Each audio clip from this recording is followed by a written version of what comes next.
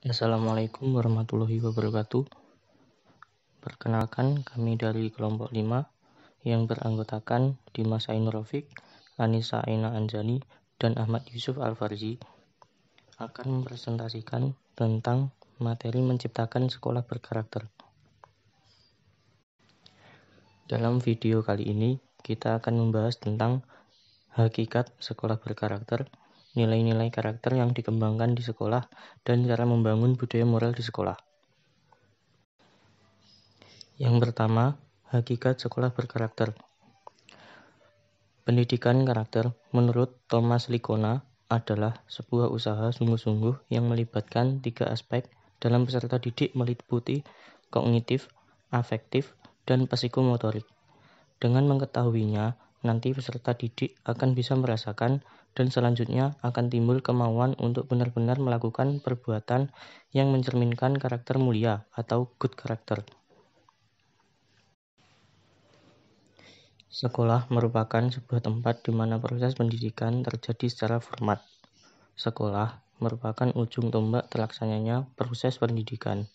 Di sekolah terjadi proses transfer ilmu yang dinamakan proses belajar, sehingga sekolah merupakan tempat penanaman nilai-nilai ataupun ilmu pada peserta didik yang akan membentuk pribadi-pribadi unggul yang cerdas dan berkarakter. Sekolah berkarakter adalah upaya sekolah untuk menanamkan nilai-nilai budaya karakter dalam diri setiap warga sekolah melalui berbagai kegiatan baik dalam proses pembelajaran, intrakurikuler, ekstrakurikuler, maupun penciptaan suasana lingkungan sekolah sehingga budaya karakter menjadi sikap batin serta menjadi landasan dalam bersikap dan bertingkah laku. Pembahasan yang kedua, yaitu nilai-nilai karakter yang dikembangkan di sekolah. Bangsa Indonesia adalah bangsa yang berbudaya, dan berbagai nilai-nilai budayanya yang tumbuh di masyarakat sangat dijunjung tinggi. Namun, seiring berkembangnya arus globalisasi, nilai-nilai tersebut semakin pudar. Oleh karena itu, dirasa perlu dan penting untuk menanamkan nilai-nilai luhur bangsa Indonesia pada pendidikan di sekolah, sehingga dapat membentuk siswa yang berkarakter. Nilai-nilai budaya yang tumbuh di bangsa Indonesia adalah hasil pewarisan dari nenek moyang. Jadi, makna dari nilai sumber adalah nilai-nilai yang diambil dari nilai-nilai kehidupan jati diri bangsa Indonesia yang muncul dari berbagai sumber dan menjadi pandangan hidup bangsa Indonesia. Yang pertama yaitu nilai agama. Nilai agama adalah nilai yang bersumber dari Tuhan Yang Maha Kuasa atau Tuhan Yang Maha Esa. Dari sini, kehidupan individu, masyarakat, dan bangsa selalu didasari oleh agama dan kepercayaannya. Secara politis pun, kehidupan kenegaraan didasari pada nilai-nilai yang berasal dari agama. Atas pertimbangan itu, maka nilai-nilai pendidikan, budaya karakter bangsa harus didasari pada kaidah yang berasal dari agama. Nilai yang kedua yaitu Pancasila. Nilai Pancasila adalah nilai yang bersumber dari Undang-Undang Dasar 1945. Nilai-nilai yang terkandung dalam Pancasila ini menjadi nilai-nilai yang mengatur kehidupan politik, hukum, ekonomi kemasyarakatan, budaya, dan seni. Dalam pendidikan budaya dan karakter bangsa ini bertujuan untuk mempersiapkan peserta didik menjadi warga negara yang lebih baik dan warga negara yang memiliki kemampuan, kemauan, dan menerapkan nilai-nilai Pancasila dalam kehidupan sehari-hari. Nilai yang ketiga yaitu budaya. Nilai budaya adalah suatu kebenaran bahwa tidak ada manusia yang hidup bermasyarakat yang tidak didasari oleh nilai-nilai budaya atau nilai-nilai yang sudah ada dari zaman dahulu atau turun-temurun. Nilai budaya dijadikan dasar dalam pemberian makna terhadap suatu konsep dan arti dalam komunikasi antar anggota masyarakat. Posisi nilai budaya ini demikian penting dalam kehidupan masyarakat karena mengharuskan budaya ini menjadi sumber nilai pendidikan budaya dan karakter bangsa. Nilai-nilai karakter di sekolah menurut Dignas ada 18, yaitu yang pertama religius. Religius adalah sikap dan perilaku yang patuh dalam melaksanakan ajaran agama yang dianutnya. Yang kedua, jujur. Jujur adalah perilaku yang didasarkan pada upaya menjadikan dirinya sebagai orang yang selalu dapat dipercaya dalam perkataan, tindakan, dan pekerjaan. Yang ketiga, toleransi. Toleransi adalah sikap dan tindakan yang menghargai perbedaan antar agama, suku, etnis, pendapat, sikap, dan tindakan orang lain yang berbeda dari dirinya. 4. Disiplin. Disiplin adalah tindakan yang menunjukkan perilaku tertib, patuh pada berbagai ketentuan dan peraturan. Yang kelima, kerja keras, yaitu tindakan yang menunjukkan perilaku tertib, patuh pada berbagai ketentuan dan peraturan. Yang keenam, kreatif. Kreatif adalah berpikir dan melakukan sesuatu untuk menghasilkan cara atau hasil baru dari sesuatu yang telah dimiliki. 7. Mandiri. Sikap ini adalah sikap dan perilaku yang tidak mudah tergantung pada orang lain dalam menyelesaikan tugas-tugas. 8. Demokratis.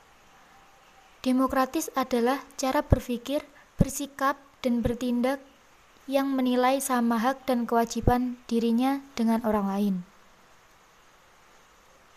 9. Rasa ingin tahu. Sikap dan tindakan yang selalu berupaya untuk mengetahui lebih mendalam dan meluas dari suatu yang dipelajarinya, dilihat, dan didengar. 10. Semangat kebangsaan. Semangat kebangsaan adalah cara berpikir, bertindak, dan berwawasan yang menempatkan kepentingan bangsa dan negara di atas kepentingan dirinya sendiri. 11. Cinta tanah air. Sikap ini adalah sikap yang menjunjung tinggi tanah air atau menunjukkan rasa bangga dengan tanah air atas kekayaan, potensi, prestasi, hasil karya, dan sebagainya. 12. Menghargai prestasi. Sikap dan tindakan yang mendorong dirinya untuk menghasilkan sesuatu yang berguna bagi masyarakat dan mengakui serta menghormati keberhasilan orang lain. 13. Bersahabat atau komunikatif. Sikap dan tindakan ini adalah untuk menghasilkan sesuatu yang berguna bagi masyarakat dan mengakui serta menghormati keberhasilan orang lain. 14. Cinta damai. Cinta damai adalah sikap dan tindakan yang mendorong dirinya untuk saling menyayangi, mempunyai rasa damai dengan individu lainnya atau dengan kelompok. 15. Gemar membaca. Kebiasaan ini adalah kebiasaan yang menyediakan waktu untuk membaca berbagai bacaan yang memberikan kebaikan bagi dirinya. 16. Peduli lingkungan. Sikap ini adalah tindakan yang selalu berupaya untuk mencegah kerusakan pada lingkungan dan alam sekitarnya, dan mengembangkan upaya-upaya untuk memperbaiki kerusakan alam yang sudah terjadi. 17. Peduli sosial. Sikap dan tindakan yang selalu ingin memberi bantuan kepada orang lain atau masyarakat yang membutuhkan. Dan yang terakhir, 18. Tanggung jawab.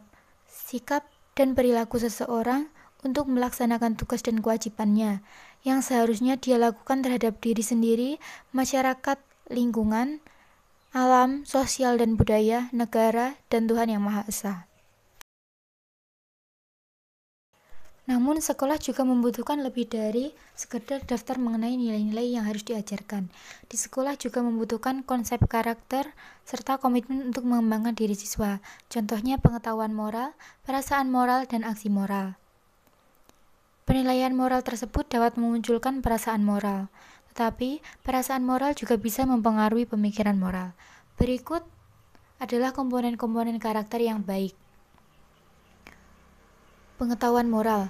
Pengetahuan moral terdiri dari 1. Kesadaran moral, 2. Mengetahui nilai-nilai moral, 3. Pengambilan perspektif, 4.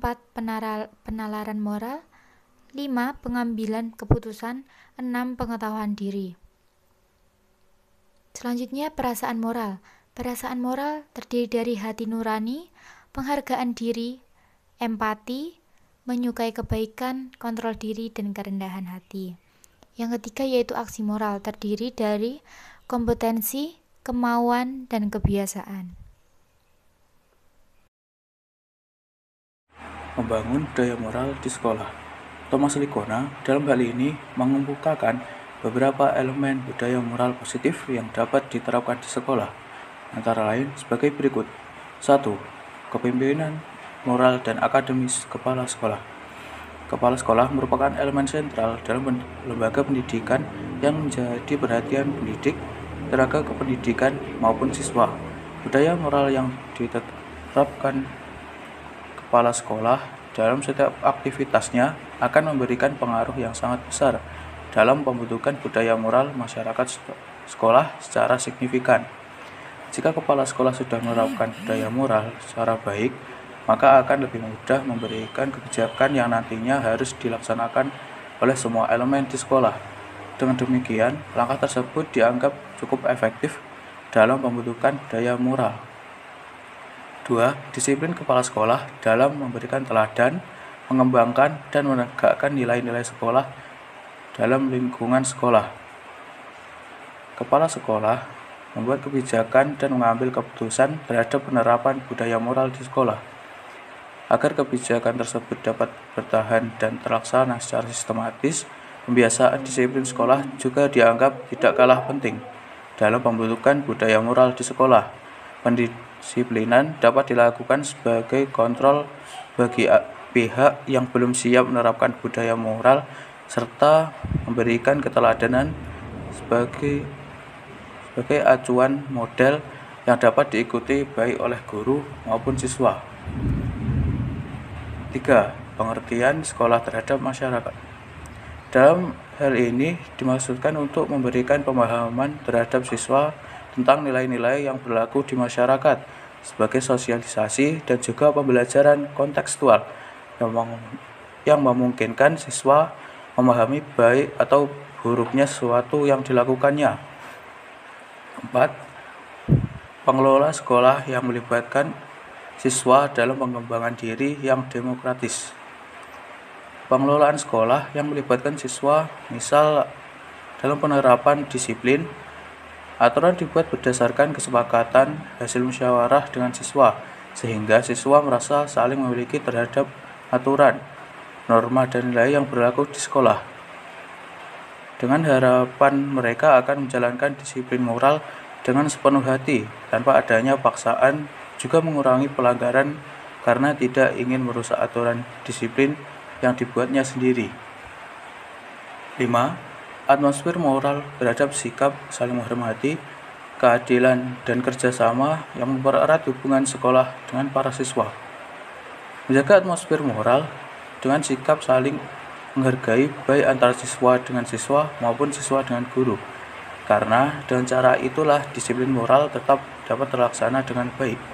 Upaya saling menghargai mendorong guru dan siswa untuk mempertahankan moralnya dan menarik minat orang lain yang melihat untuk ikut serta mengikuti disiplin moral yang diterapkan siswa di sekolah. 6.